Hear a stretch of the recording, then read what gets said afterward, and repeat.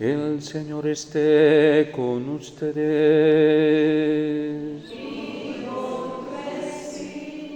Lectura del Santo Evangelio según San Mateo.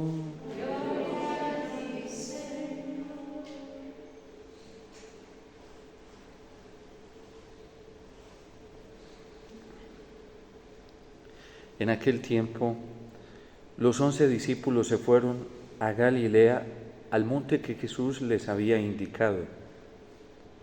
Al verlo, ellos se postraron, pero algunos dudaron. Acercándose a ellos, Jesús les dijo: «Se me ha dado todo poder en el cielo y en la tierra. Vayan pues y hagan discípulos a todos los pueblos, bautizándolos en el nombre del Padre y del Hijo y del Espíritu Santo, enseñándoles a guardar todo lo que les he mandado. Y sepan que yo estoy con ustedes todos los días hasta el final de los tiempos».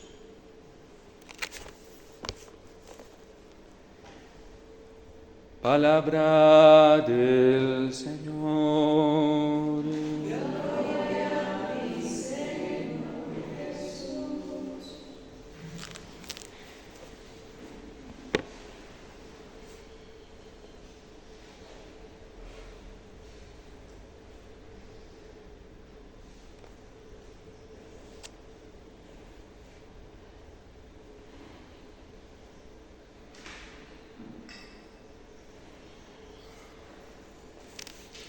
Advierto que este testimonio que voy a contar ya lo he contado muchísimas veces y algunos ya hasta se lo saben de memoria, pero no importa. Y me sirve mucho también para ilustrar lo que es el libro del Deuteronomio, que es la repetición de la memoria, o en la memoria más bien, el guardar y repetir. Cuando yo estaba estudiando la teología en la universidad, en un momento de receso que tuvimos, me fui a hacer un trabajo a una de las plantas más solitarias de la universidad para poder concentrarme y hacer un trabajo bíblico que estaba haciendo. Y al abrir mi computadora allí, pues comencé a escribir y tenía la Biblia al lado, porque era un trabajo sobre Sagrada Escritura. Cuando sale de repente, pues en medio de esa soledad que yo había buscado, un pequeñito jugando con, no sé si era un carrito o un avión, pero estaba jugando, y se puso a jugar ahí alrededor de donde yo estaba tan concentrado, ¿sí? Pero, para colmo, sí, me ve ahí concentrado haciendo el trabajo y se viene a la mesa donde yo estoy, sin saludar, sin pedir permiso, nada, se puso a jugar encima del teclado del computador. Y me miraba así, y entonces a mí se me fue subiendo como eso que nosotros llamamos cólera, ira por dentro, ¿sí? Y yo, Dios mío, me vine al lugar más solitario y este muchachito aquí viene a perturbarme, ¿sí? Y entonces me mira y se da cuenta que está la Biblia abierta, una Biblia grande de Jerusalén, y me dice: ¿qué es eso?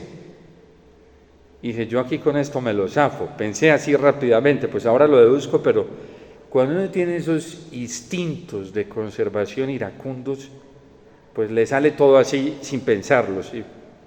Por eso es tan instintivo muchas veces. Pero hubo algo que me detuvo. Después fue que yo pues lo deducí, que fue el Señor y fue el Espíritu Santo. Me detuvo. Y en ese momento reflexioné y dije, yo no le puedo contestar así a este niño. Era un pequeñito por ahí de 3 años, creo yo, o 4, no sé. Y entonces yo le iba a responder cualquier cosa y en esos momentos lo miré y le dije, es una carta. Y me dijo, ¿una carta tan grande? Y dije, sí, es una carta de Dios para mí. Y entonces él se sonríe y me dice, ¿y qué dice esa carta? Y yo dicen muchas cosas bonitas. Además porque yo estaba haciendo, creo, un trabajo de los Salmos. Y entonces le dije, en esa carta Dios me dice que me ama, que soy muy importante para Él, que siempre está conmigo, que nunca me deja solo. Y ese niño me escuchaba con atención. Y entonces, dentro de todo que le dije, no me acuerdo qué más le dije, pero recuerdo que le dije esas cosas, me mira y me dice, y también te dice que te perdona. Yo no le había utilizado esa palabra y me sorprendió muchísimo y le dije, sí, también me dice ahí que me perdona y me demuestra que me ha perdonado. Y entonces el niño me abre su corazón y me dice, es que yo tengo un hermanito más grande que yo y yo me puse a pelear con mi hermanito. Y peleando con mi hermanito le pegué muy duro y él se puso a llorar y se puso bravo conmigo. Y se fue y me dejó. Y entonces yo me sentí muy triste porque me di cuenta que había ofendido y lastimado a mi hermanito. Y me fui a buscar a mi hermanito y le dije que me perdonara. Pero mi hermanito no me quiso perdonar. Y yo me fui a llorar a mi cuarto. Y entonces le dije a Jesús que si Él me perdonaba. Y se quedó callado el muchachito. Yo me quedé como en la zozobra de la historia, ¿sí? Y entonces, ¿y qué te dijo Jesús? Me dijo que sí. A mí me impactó mucho posteriormente, siempre que me acuerdo de esto y que lo pienso, me impactaron muchas cosas y por eso quiero coger este testimonio para lo que trae hoy la palabra del Señor,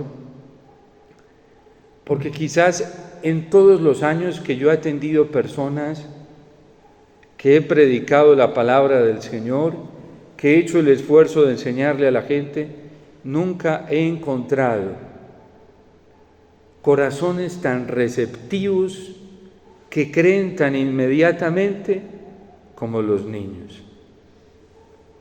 Es una cosa impresionante. Es un nivel de pureza y de inocencia que en realidad, si tú le hablas en serio, te lo creen todo. Y no a todo el mundo. Yo no sé qué tienen ellos, pero de repente no a todo el mundo le resultan creyendo las cosas. Es diferente cuando papá o mamá le dice una cosa a un niño que cuando se la dice por ahí cualquier desconocido en la calle. Y ese niño me decía, ¿cierto que tú eres Jesús? Y yo no sabía qué responderle. Y me dijo, yo te he visto, Jesús, me decía así, no me preguntó el nombre de Jesús, yo te he visto caminando por ahí. Era la referencia que él tenía, claro, porque me veía en la universidad muchas veces, hijo de una estudiante, entonces ella, por no dejar al niño solito, se lo llevaba para la universidad. Y al niño lo conocían ya varios ahí en la universidad. Pero la sencillez para creer. El misterio de la Trinidad es muy simple, no es complicado.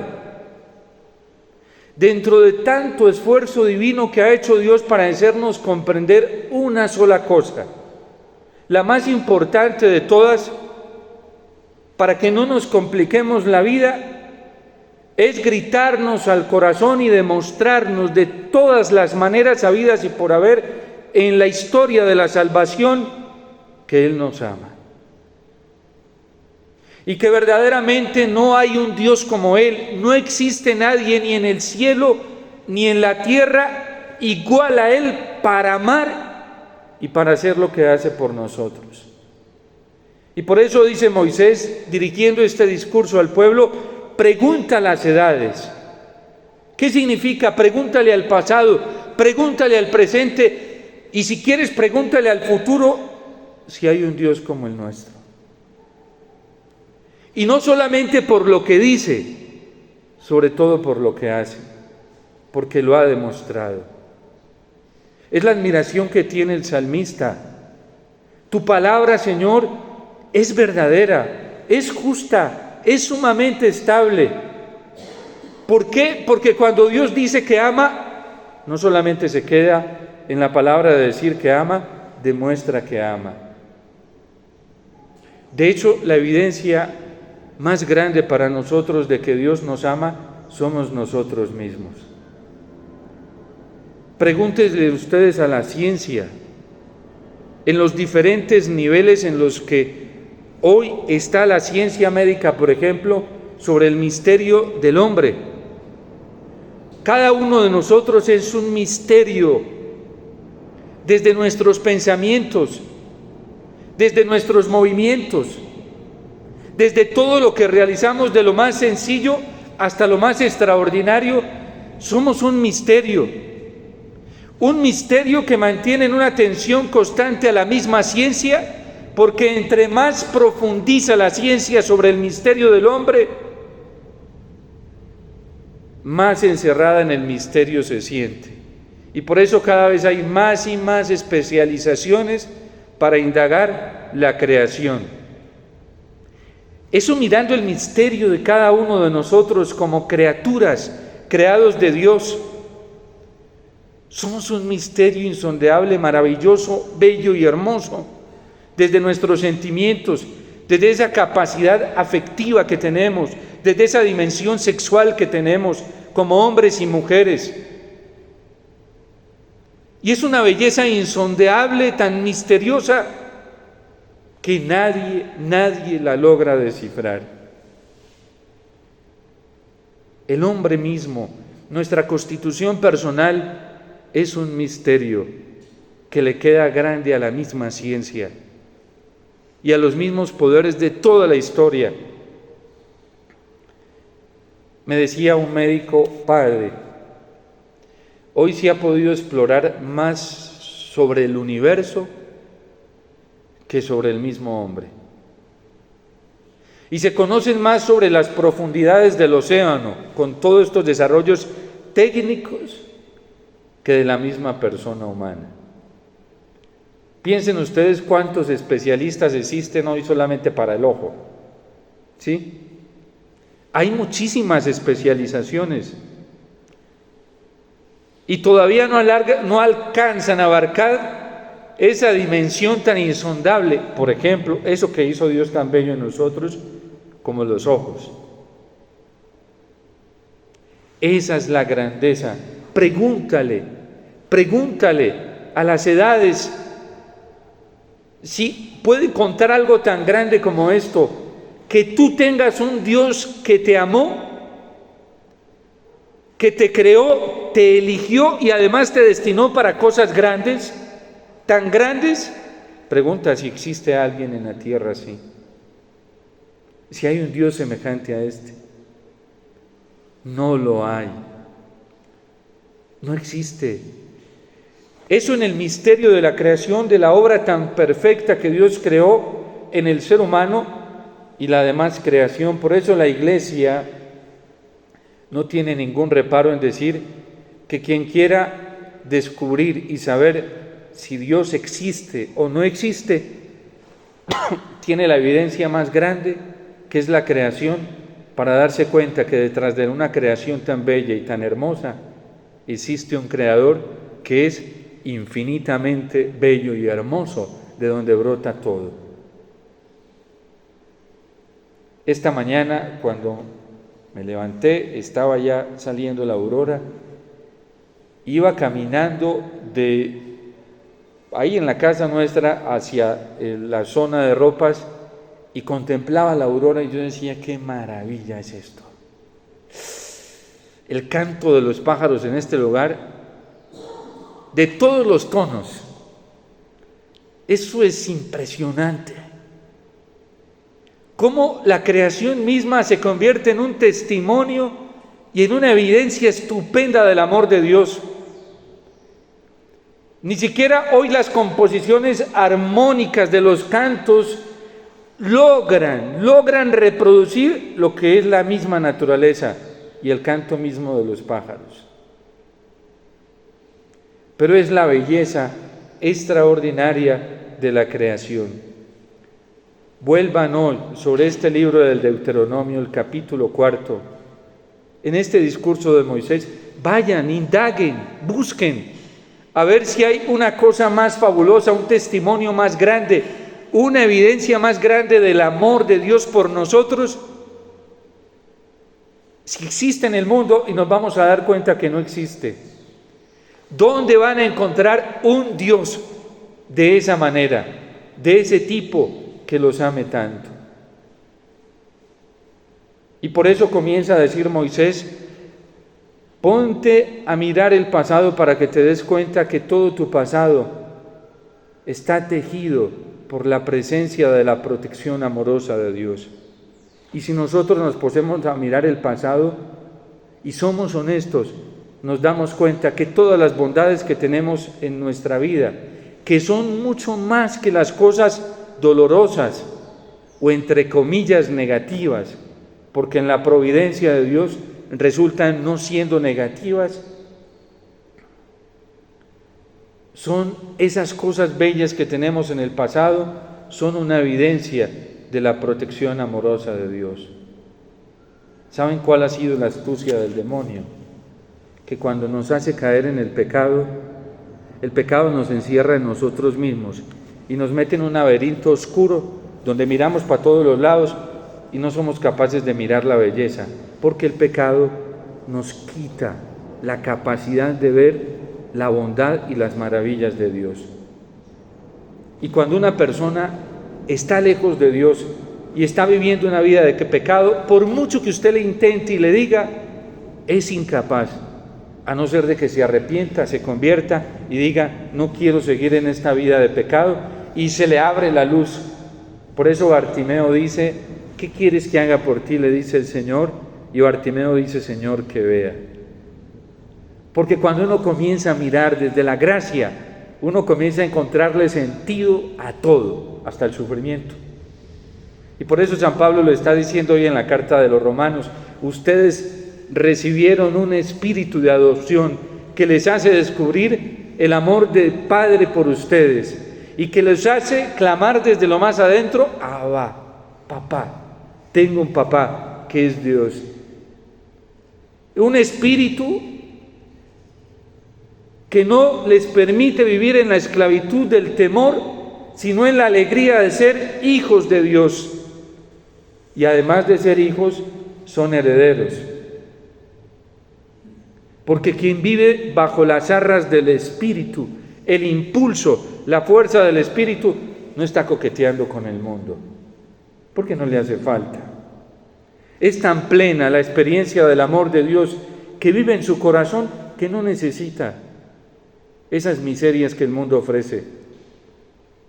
Pero cuando no se vive bajo el impulso del Espíritu, tenemos que andar coqueteando con las cosas de este mundo, a ver si nos quieren, porque estamos tan necesitados de amor que vamos matándole el ojo a cualquiera por ahí, a ver si de pronto nos da un poquito de afecto.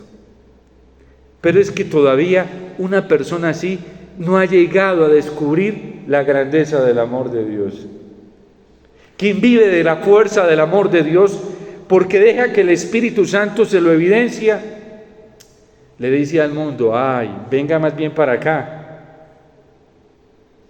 que aquí está lo extraordinario, en el corazón de Dios. Y por eso Cristo, cuando se le aparece a los discípulos, les dice, vayan por todo el mundo y prediquen estas cosas, y hagan a la gente mis discípulos, bautizándolos en el nombre del Padre, del Hijo y del Espíritu Santo, y sepan que yo estaré con ustedes hasta el fin de los tiempos. Con un anuncio así, con una promesa así de la compañía de un Dios en todo momento en nuestra vida, de un Dios tan lleno de poder como lo clama hoy el salmista, ¿qué otra cosa necesitamos nosotros? Ustedes saben que el mundo está entrando en una convulsión existencial, y esto va a ser peor que la convulsión que vivió el mundo en la Segunda Guerra Mundial. Después de la Guerra Mundial, lo peor que enfrentó el mundo fue la crisis existencial y las depresiones multitudinarias en las personas, tanto que hubo gente que no supo afrontar eso y se volvió atea, Y surgió un movimiento ateísta existencialista terrible. Ustedes saben que el mundo está entrando en un fracaso hoy. La gente anda desesperada. Cuando uno pasa por los aeropuertos, la gente siempre viene y le dice, uno se entera porque la cantidad de gente que viene a estos lugares a pedir oración en crisis, a punto de quitarse en la vida, porque la inestabilidad económica, no solamente del país, sino del mundo, la gente es huyendo, por ejemplo, de Colombia, y se van de Guatemala para Guatepeor, ¿sí? Para ver, porque es el mundo que está así, en una inestabilidad económica, y la gente ya sabe que no tiene futuro económico, lo sabe. Pero uno anda en los aeropuertos y uno ve esos aeropuertos repletos. Y los lugares, ¿saben por qué? Por la gente anda buscando escapes. Para huirle a una realidad que la humanidad está experimentando. Y la huida más fecunda para nosotros es Dios. Ese es el propósito que Dios tiene con todo esto que está permitiendo, que la humanidad llegue a reconocer que solamente en su amor encuentra reposo. Y por eso Moisés hoy dice en el libro del Deuteronomio, si tienes un Dios así, que ha sido tan bueno contigo, que te ha cuidado, te ha protegido, te ha acompañado tanto, séle fiel. Obedece sus mandamientos y preceptos para que tengas larga vida y vivas bien. ¿Saben cuál es el problema del mundo? Que le ha dado la espalda a Dios. ¿Saben por qué la crisis que está viviendo la iglesia tan alta y esta división y esta polarización? Hasta dentro de nosotros mismos, los sacerdotes, la vida consagrada, los cristianos católicos. ¿Saben por qué somos tan inconformes? Porque le hemos dado la espalda a Dios. Es imposible que una persona que tenga su mirada puesta en el Señor y que dependa de Él, viva en la amargura, viva en la desesperación, porque eso no es fruto del Espíritu Santo. La persona que vive bajo el impulso del Espíritu Santo, hasta en la enfermedad más terrible, sabe encontrar alegría. Nosotros tenemos el testimonio, uno de nuestros hermanos de comunidad, de los más jóvenes, hace cerca de 1 año y medio, 2 años, le descubrieron cáncer y a los pocos días exámenes con metástasis en más de 3-4 órganos. Tiene el nivel de cáncer más alto. Y los especialistas todos se asombran y dicen, ¿y usted cómo está así? Porque las risas, y es el que nos da ánimo a todos en la casa. Y nadie lo ve quejándose. Va con nosotros a jugar fútbol, él sabe que no puede chutar porque ya tiene sus huesitos, su columna vertebral casi deshecha. Tiene cáncer en los huesos también. Y él gritándonos de afuera, ¡vamos con todas! ¿Sí? ¿Y eso quién se lo da? Dios. El amor del Señor, porque es un hombre que vaya al sagrario y se pega de su palabra. Y ese es su sustento. Eso lo hace el amor de Dios. Y nosotros los hermanos que estamos viendo ese espectáculo todos los días, allá nadie sabe que se puede quejar. ¿De qué se va a quejar? ¿Sí? Los mismos le pusieron, la EPS le puso todo un equipo de profesionales como cuidado paliativo para el dolor. Y entonces hasta el psicólogo se sorprende y dice, yo tengo que ir allá donde usted vive. ¿Qué es lo que hay allá? ¿Sí? Hace poco nos reunimos con la nutricionista y dijo, yo lo vi ahorita, yo no parecía que fuera el enfermo, ¿sí? Parecemos más enfermos otros, ¿sí?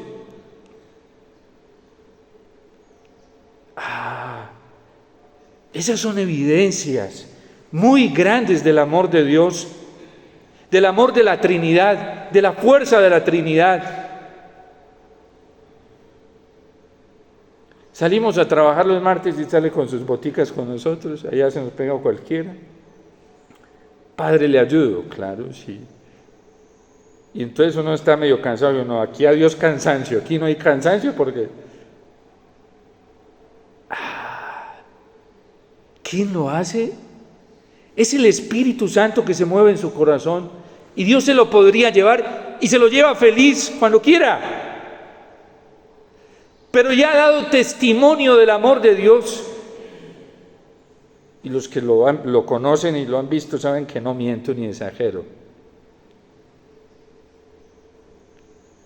Ese es el amor de Dios. Dios, su amor es tan grande que ha sido capaz de transformar el pecado que nosotros llevamos a la confesión en vida nueva. Una vez un joven llegó y me dijo, le dije, ¿cuántas personas has matado? Porque necesito saberlo para la penitencia. Un joven en la ternura de la vida. Me dijo, padre, ¿quiere que le diga? No me acuerdo. Han sido tantos. Y le dije, ¿sabes qué? No importa cuántos han sido. Dios hoy te demuestra que te ama. Y todo ese daño que hiciste, hoy lo va a transformar en gracia. Y tú puedes llegar a ser un santo, el más santo de todos. Y se tiró al piso a llorar y me dijo, padre, eso es muy difícil. Para Dios no, para ti sí. Y me decía, Dios sí me perdona, te perdona y te ama. Y te transforma. Y le di la absolución y le dije, ya está todo listo. Dios ya no se acuerda de nada. Vas con tu alma limpiecita. Y me abrazaba llorando. ¿Cuánto nos cuesta creer esto tan grande? Tan sencillo, pero a la vez tan grande. Y cuando nosotros creamos en la fuerza de ese amor, todo se va a transformar. No les digo, hasta una enfermedad bien terrible.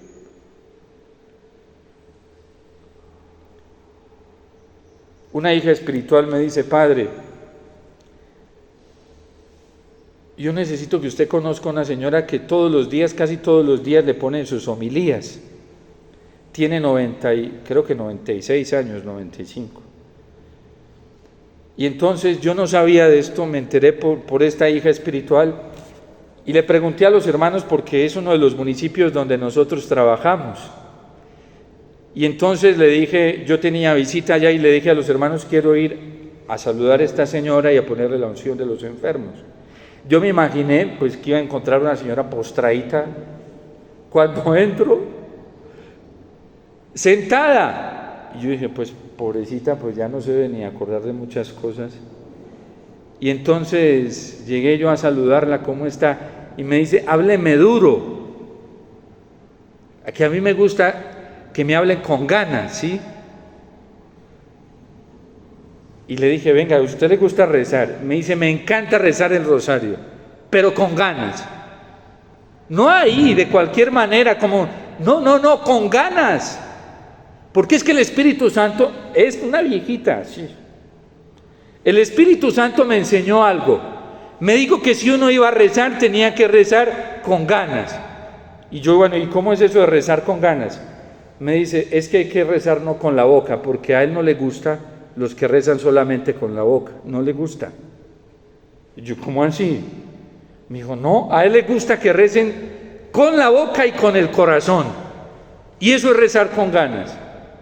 Y esta señora no ha estudiado teología, y yo para aprender eso he necesitado muchos años, ¿sí?, de reflexión teológica para descubrir aquello que dice el Señor a través del profeta. Este pueblo me honra solo con sus labios, pero su corazón está lejos de mí.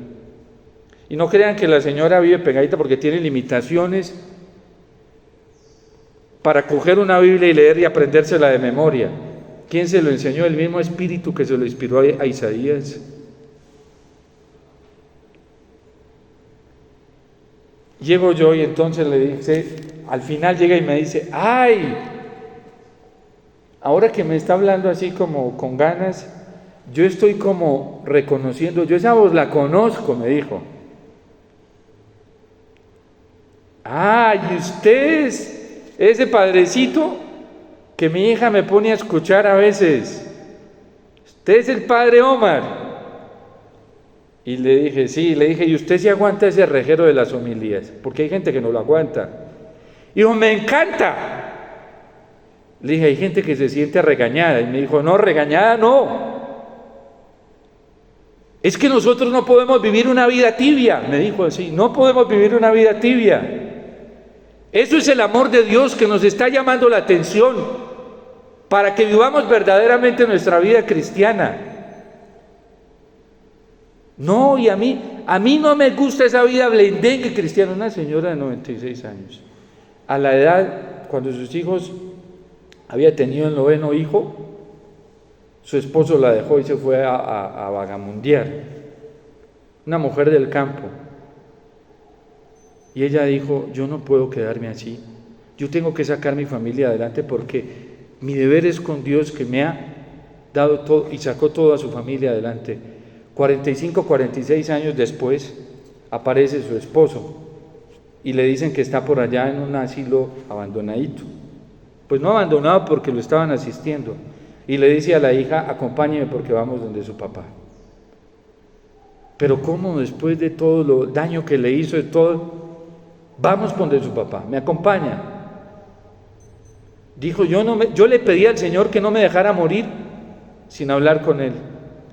Y se fue allá y lo encontró, y ese señor no se atrevía a levantarle la cabeza. Dijo, ¿por qué no me mira? Dijo, porque tengo vergüenza con usted, yo le hice mucho daño.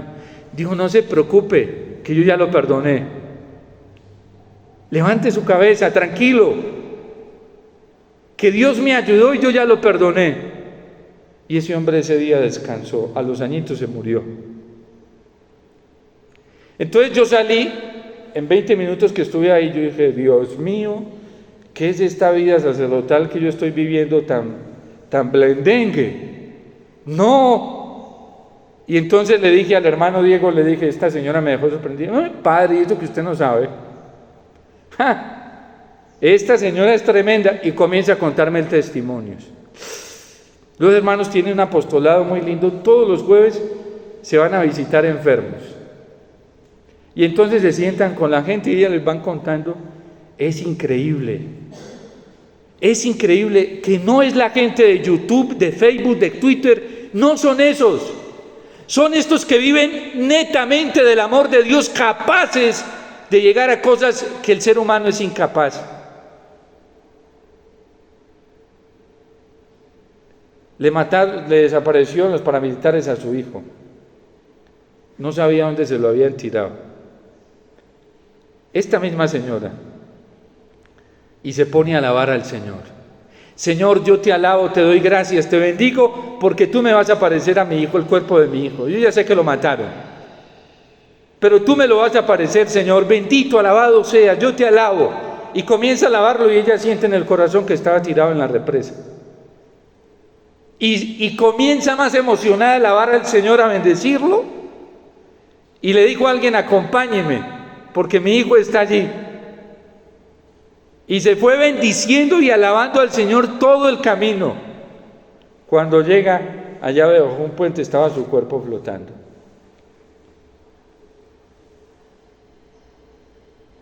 Estos son los que viven del amor de Dios. Testimonios puros y reales, escondidos, que Dios los tiene bien guardaditos, porque a veces eso sirve para llenarse de vanagloria. Y vuelvo y digo, no son los de las redes sociales. Estos son testimonios. Yo salí como sacerdote y cada vez que oro, después de que la escuché a ella, yo me fijo que esté orando desde el corazón. Digo, yo no puedo o permitirme una oración superficial, porque es que es un testimonio vivo del amor de Dios. Es el espíritu que nos dio el Señor a todos. La pregunta es, ¿todos vivimos, estamos viviendo bajo ese impulso del Espíritu Santo? Para vivir en esa fuerza, en ese ímpetu, en esa alegría, en ese gozo, así el mundo se esté destrozando. ¿Ya lo tenemos? ¿Ya vivimos en esa experiencia de ser hijos adoptivos, de ser herederos de la vida eterna? de ser coherederos con Cristo. ¿Qué quiere decir? Que todo lo que el Padre le da a Cristo también es para nosotros. Y si Él resucitó, pues también nosotros resucitamos. Y si Él ascendió al cielo triunfante, en cuerpo glorioso, pues también nosotros. Y si el Padre se deleita dándole todo a su Hijo lo que Él le pida, pues también a nosotros. Porque somos coherederos con Cristo. Ese niño chiquito con el que empecé la historia, se lo creyó. Nosotros nos lo creemos. Dios te salve María, llena eres de gracia, el Señor es contigo. Bendita tú eres entre todas las mujeres, y bendito es el fruto de tu vientre, Jesús.